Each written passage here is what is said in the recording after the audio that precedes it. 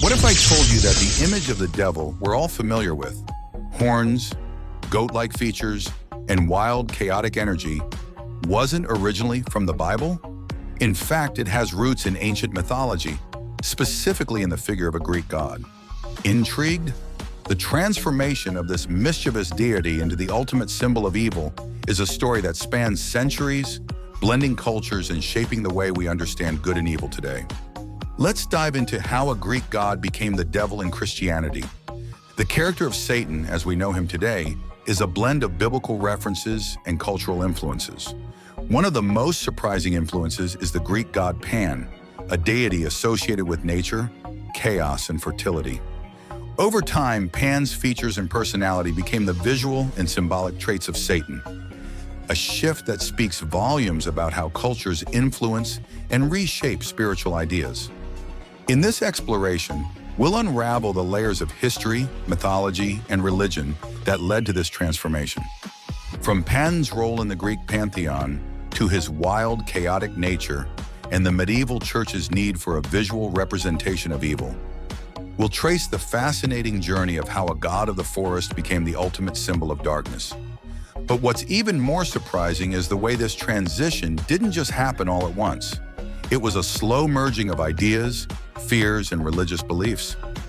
By the end, we'll see how ancient myths and Christianity became intertwined, creating the devil we recognize today. Let's dive deep into the story of how a Greek god became the devil in Christianity, and why understanding this history might change how you view the fight between good and evil. To understand how Pan's image eventually merged with that of Satan, we need to first understand who Pan was in Greek mythology. Pan was not one of the major Olympian gods like Zeus or Apollo. Instead, he was a rustic deity who ruled over nature, shepherds, flocks, and fertility. His domain was the wild, untamed forests and hills, where he roamed free. In many ways, Pan represented the opposite of the order and civilization that gods like Athena and Apollo symbolize. Pan was typically depicted as a half-man, half-goat figure with the horns of a goat and the legs and feet of an animal. His wild appearance mirrored his chaotic personality.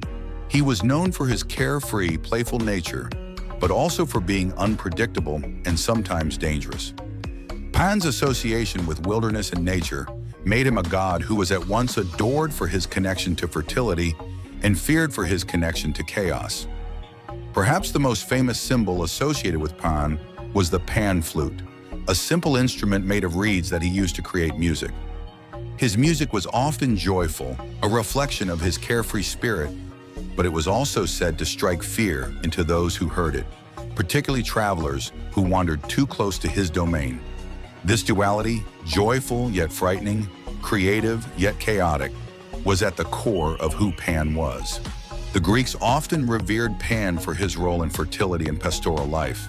Festivals were held in his honor, and rituals were performed to seek his favor for abundant harvests and healthy livestock. However, because Pan was also associated with wildness and unrestrained behavior, he embodied the darker, more dangerous aspects of nature as well. It was this combination of traits that made Pan a compelling figure in mythology, and it was also these traits that later Christian cultures would find threatening, associating them with evil and sin. As Greek mythology evolved, Pan remained a minor but significant figure. He was often linked to Dionysus, the god of wine and revelry, whose followers also celebrated unrestrained behavior. While Pan's chaotic nature and connection to wild places made him a figure who brought joy to those who revered nature, it also marked him as one of the more feared gods when it came to the darker sides of the world. These traits, especially his untamed and chaotic essence, would eventually be linked with Satan as Christian societies sought to distance themselves from the pagan gods and associate them with evil. In Christianity, the concept of Satan didn't begin with a goat-like creature or even as an embodiment of chaos. In the Bible, Satan appears first as an adversary of God. The word Satan itself comes from a Hebrew term meaning accuser or adversary. In the Old Testament, Satan is portrayed as a figure who challenges or opposes. One of the earliest mentions of Satan in the Bible is in the book of Job, where Satan tests Job's faith by putting him through extreme trials. Satan in this context is less of a horned demon and more of a celestial prosecutor. As Christianity developed, particularly in the New Testament, the image of Satan began to take on a more defined role. In the Gospels, Satan is seen tempting Jesus in the wilderness, offering him power over the kingdoms of the world in exchange for worship. Here, Satan's role is clear. He is the tempter, the deceiver, and the enemy of God's will. This is where the concept of Satan as an active force of evil starts to form. However, there is still no mention of horns, hooves, or goat-like features. It wasn't until later, as Christianity spread throughout the Roman Empire, that Satan's image began to evolve more dramatically. As Christians came into contact with Greco-Roman culture, they began to adapt and merge certain symbols and images from the cultures around them. Greek and Roman gods, especially those associated with chaos, fertility, and the wilderness, like Pan, became useful symbols in the Christian depiction of Satan. The New Testament also deepened Satan's role in the cosmic battle between good and evil.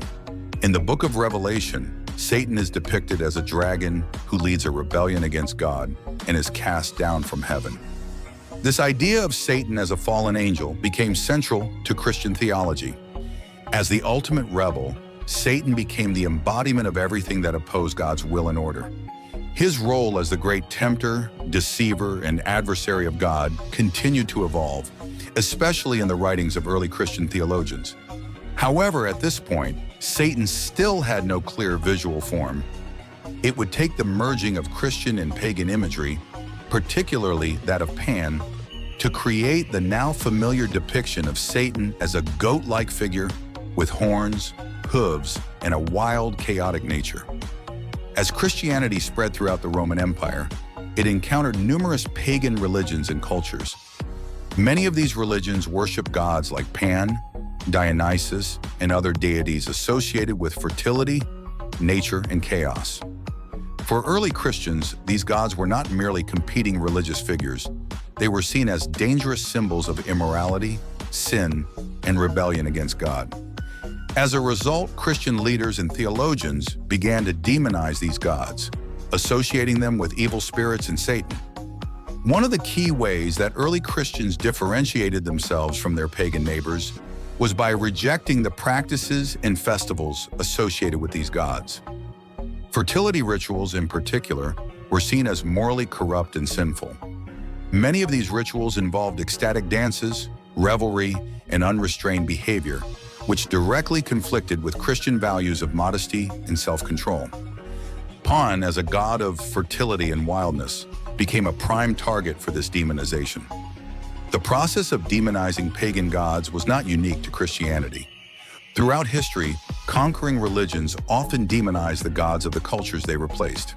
However, in the case of Pan, this process was particularly effective because his traits, wildness, chaos, sexual excess, were easily associated with the Christian concept of sin and temptation. Over time, Pan and other similar deities were no longer seen as minor gods, but as representations of demonic forces.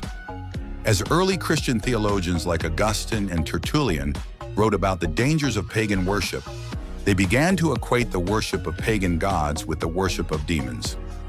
This idea is echoed in the Bible, where the worship of false gods is often condemned as idolatry. Early Christian leaders warned their followers that the gods worshipped by pagans were not just false, but were in fact demons working to lead people away from the true God. This fear of demonic influence became a central part of Christian teachings on paganism, further solidifying the association between gods like Pan and the devil. By the time Christianity had fully established itself as the dominant religion in the Roman Empire, the demonization of pagan gods was complete. Figures like Pan, who once represented natural fertility and the joy of life, were now symbols of sin, temptation, and evil. This transformation paved the way for the visual and symbolic merging of Pan with Satan, as Christian artists and theologians sought to give a face to the enemy of God. The visual transition from Pan to Satan did not happen overnight. It was a gradual process that took place over several centuries as Christian artists and theologians began to depict Satan in ways that were visually distinct from other figures in Christian art. In the early days of Christianity, Satan was often depicted as a serpent or dragon, in line with his role as the tempter in the Garden of Eden. However, as Christian art evolved, particularly during the Middle Ages, artists began to draw on familiar images from Greco-Roman mythology to create a more recognizable and terrifying image of the devil.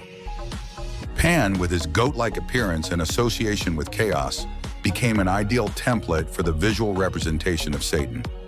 Artists began to depict Satan with the horns, hooves, and tail of a goat, drawing directly from Pan's imagery. The goat, which had long been associated with fertility and nature in Pakana religions, now became a symbol of sin and rebellion in Christian art. This transformation was not just about aesthetics, it was also about conveying a deeper spiritual message.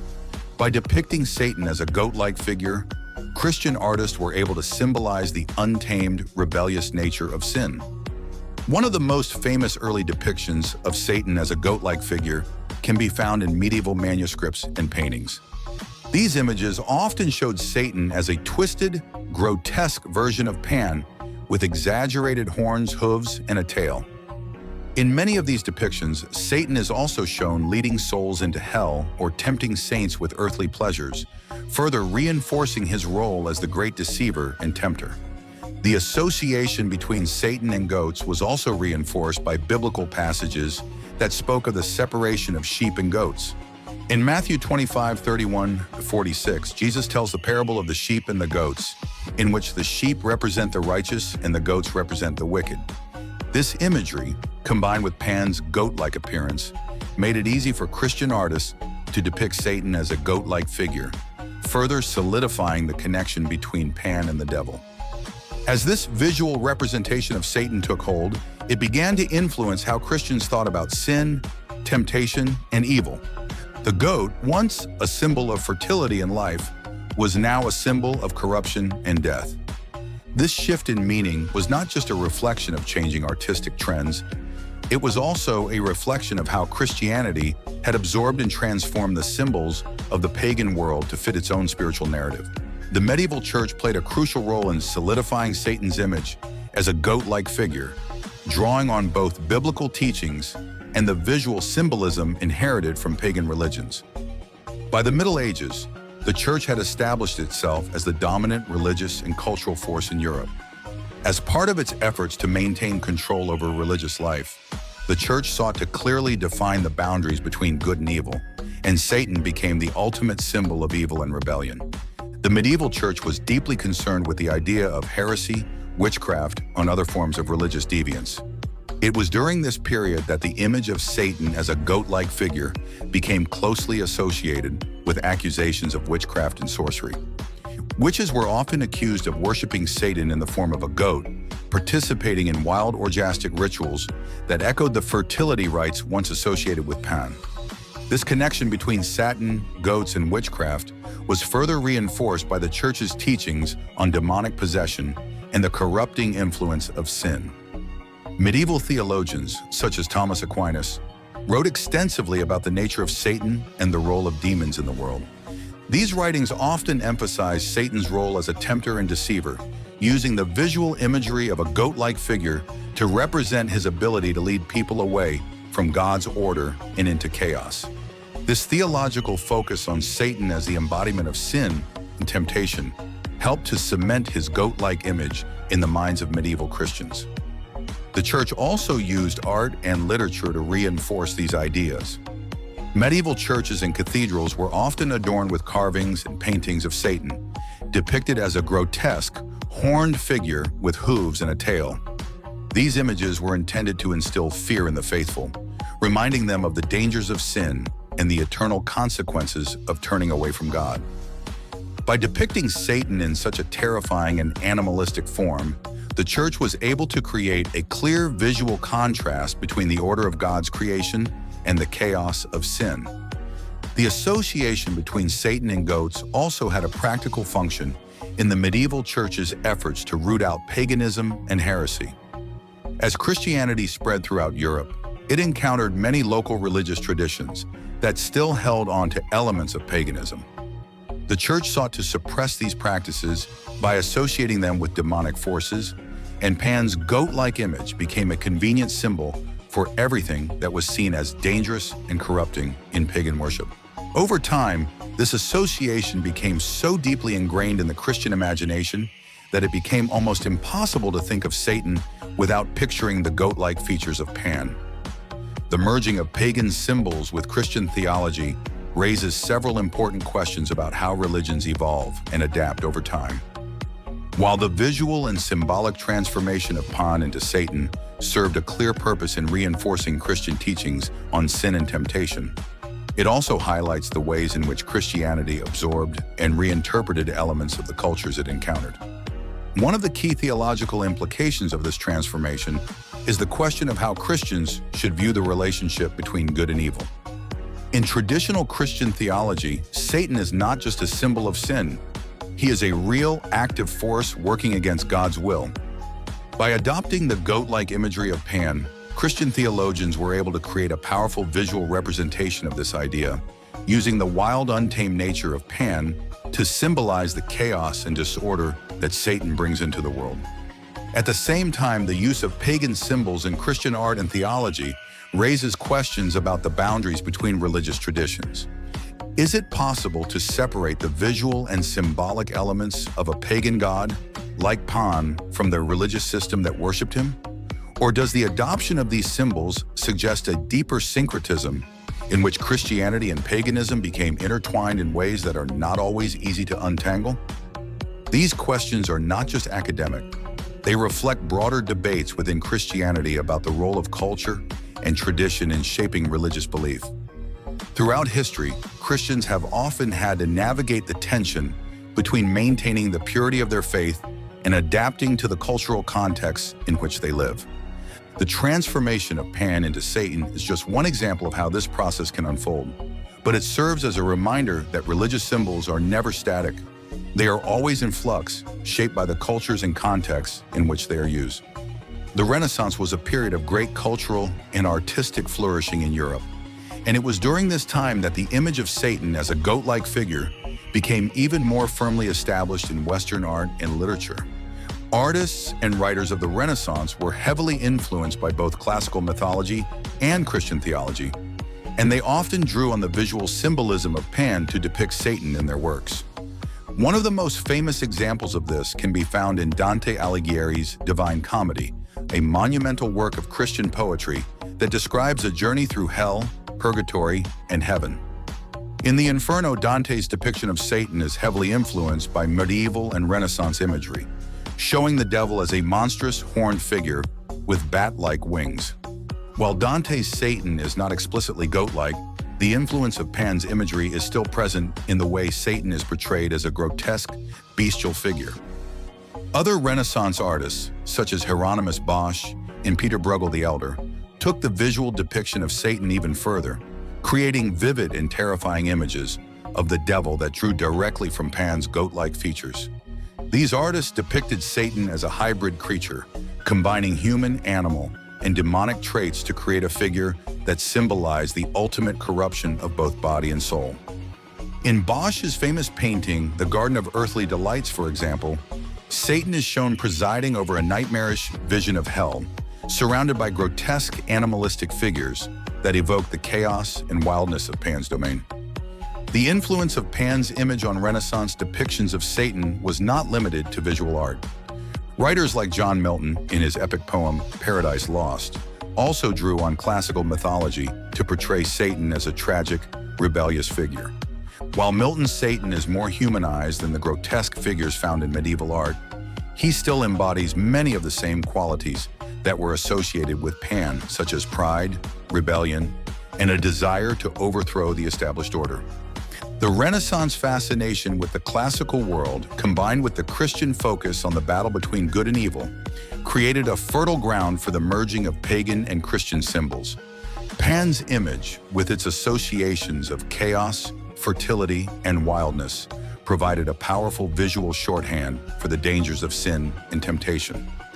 As Renaissance artists and writers explored these themes, they helped to further cement the connection between Pan and Satan in the Western imagination. The legacy of Pan's image in the portrayal of Satan extends well beyond the medieval and Renaissance periods. Even in modern times, the goat-like features of Pan continue to influence how Satan is depicted in art, literature, and popular culture. From films and television shows to books and graphic novels, the image of Satan as a horned, goat-like figure remains one of the most recognizable symbols of evil. In modern horror films, for example, Satan is often depicted as a creature with horns, hooves, and a tail, evoking the imagery of Pan that first emerged in medieval Christian art. Films like The Witch, 2015, and The Devil's Advocate play on this visual association, using the image of a goat-like Satan to create a sense of primal, untamed evil. These depictions often emphasize the idea of Satan as a tempter and deceiver, luring humans into sin with promises of power or pleasure, much like Pan's role in Greek mythology as a god of fertility and revelry. In literature, too, the image of Satan as a goat-like figure continues to appear. Authors like C.S. Lewis and J.R.R. Tolkien, both of whom were deeply influenced by Christian theology, incorporated elements of Pan's image into their depictions of evil. In Lewis's The Chronicles of Narnia, for example, the character of Tumnus, a faun, is initially portrayed as a tempter who tries to lead the protagonist astray. While Tumnus ultimately redeems himself, his goat-like appearance and role as a deceiver echo the imagery of Pan and Satan. The persistence of Pan's image in modern depictions of Satan raises important questions about the power of visual symbols in shaping our understanding of good and evil. While the theological concept of Satan as the adversary of God has remained consistent throughout Christian history, the visual representation of Satan has been deeply influenced by cultural and artistic trends.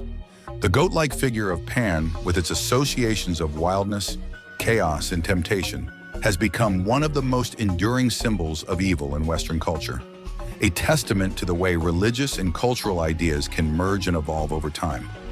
The transformation of Pan from a minor god of the Greek wilderness into the ultimate symbol of evil in Christianity is a fascinating example of how cultures influence and reshape each other.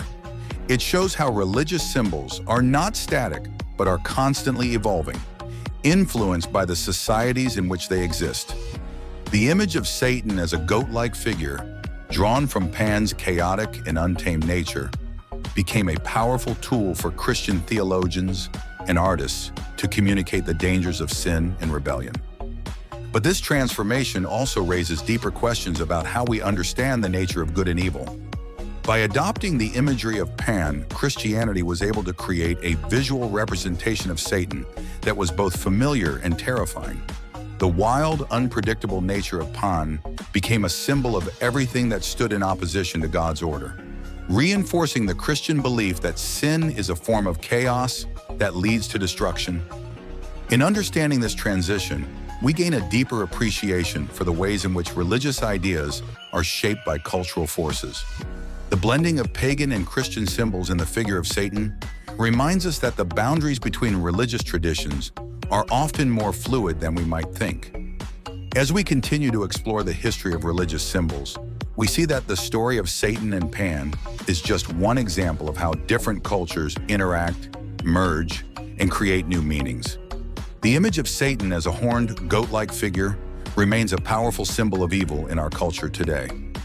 But by tracing its origins back to the Greek god Pan, we gain a deeper understanding of how this image came to be and why it continues to resonate with us.